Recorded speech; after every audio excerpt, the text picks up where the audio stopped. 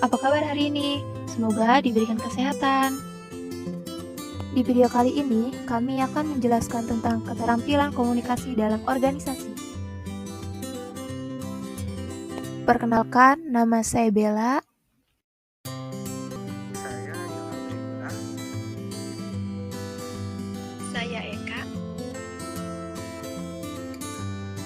Kami dari program studi Pendidikan Ekonomi kelas 1B.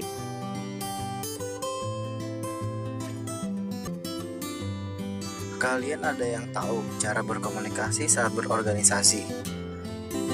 Komunikasi adalah sebagai proses mengirim dan menerima pesan dan dikatakan efektif apabila pesan tersebut dapat dimengerti dan menstimulasi tindakan atau mendorong orang lain untuk bertindak sesuai dengan pesan tersebut.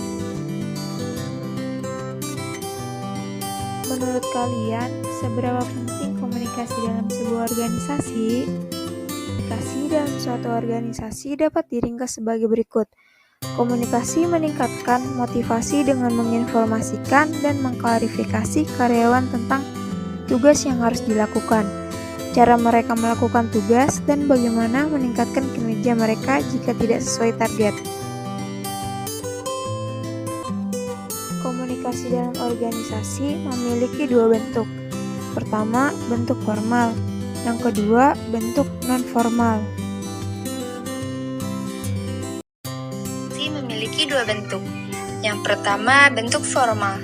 Di dalam bentuk formal terdapat dua faktor. Yang pertama, faktor internal, yaitu komunikasi yang sudah direncanakan masing-masing bagian, seperti surat, email, dan memo, untuk mengikuti prosedur suatu organisasi.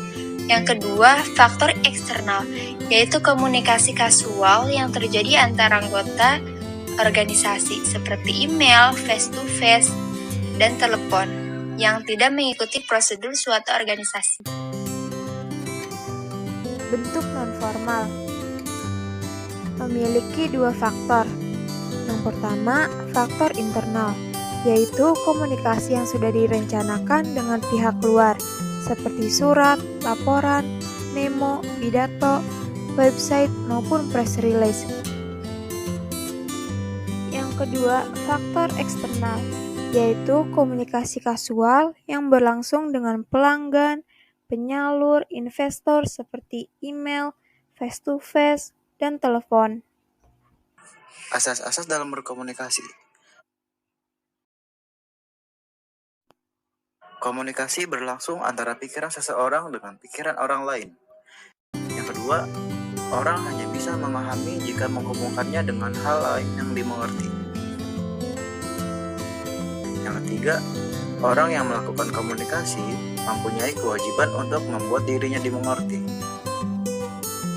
Yang keempat, orang yang tidak paham dalam menerima pesan mempunyai suatu kewajiban untuk meminta penjelasannya. Manfaat komunikasi yang efektif. Pertama, meningkatkan tanggapan stakeholder. 2. Meningkatkan citra profesional. 3. Materi promosi yang lebih jelas. 4. Hubungan bisnis. 5. Arus kerja yang lebih siap dan efektif.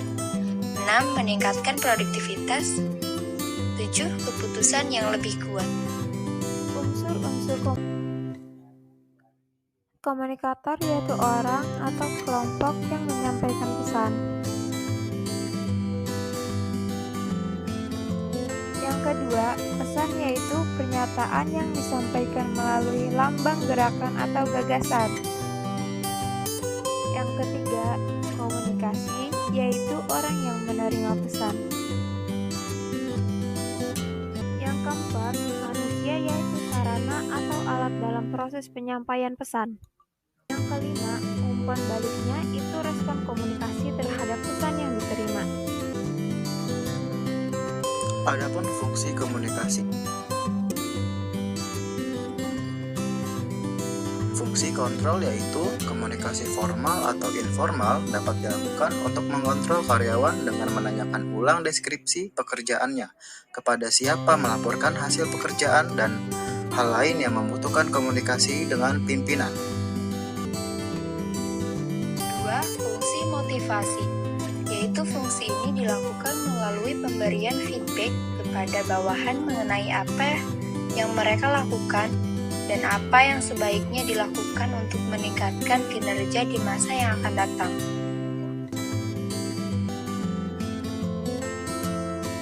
Fungsi emosi, yaitu pada dasarnya bertujuan untuk melakukan komunikasi sosial. Salah satu bentuknya yaitu komunikasi yang dapat mengekspresikan emosi negatif, seperti frustasi ketidakpuasan. Fungsi informasi, yaitu berhubungan dengan memperlancar mengambil keputusan. Dengan mengakses data dan informasi, maka pimpinan akan dengan mudah mengambil keputusan dan kebijakan. Adapun hambatan komunikasi, yang pertama, perbedaan bahasa dan persepsi. Yang kedua, overload informasi. Yang ketiga, penyaringan yang tidak tepat. Yang keempat, gangguan komunikasi.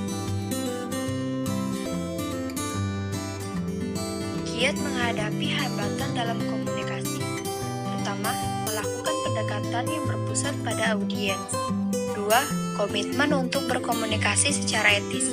3. Menggunakan pesan yang singkat dan efektif. 4. Mengembangkan iklim komunikasi yang terbuka. Dari video penjelasan tersebut, kita dapat menyimpulkan bahwa dapat mengetahui tentang komunikasi, yaitu pentingnya komunikasi dalam berorganisasi. Lalu, yang pertama, komunikasi dalam organisasi memiliki dua bentuk. Pertama, bentuk formal, dan kedua, bentuk non-formal. Di dalam tersebut memiliki masing-masing dua faktor, yaitu internal dan eksternal. Yang kedua, memiliki asas-asas dalam komunikasi yang memiliki 4 asas. Yang ketiga, yaitu manfaat komunikasi yang efektif yang memiliki 7 cara. Yang keempat, unsur-unsur komunikasi yang memiliki 5 unsur. Yang kelima, fungsi komunikasi juga memiliki 4 fungsi. Yang keenam, lalu hambatan komunikasi memiliki 4 cara. Yang terakhir, itu kiat menghadapi hambatan komunikasi, yaitu yang memiliki 4 cara menghadapinya. Itulah cara-cara yang dapat kami sampaikan. Jangan pernah berhenti belajar, karena hidup tak pernah berhenti mengajarkan kita. Oleh karena itu, kita harus rajin belajar agar cita-cita kita tercapai. Terima kasih sudah menonton video kami. Terima kasih atas support yang kalian berikan.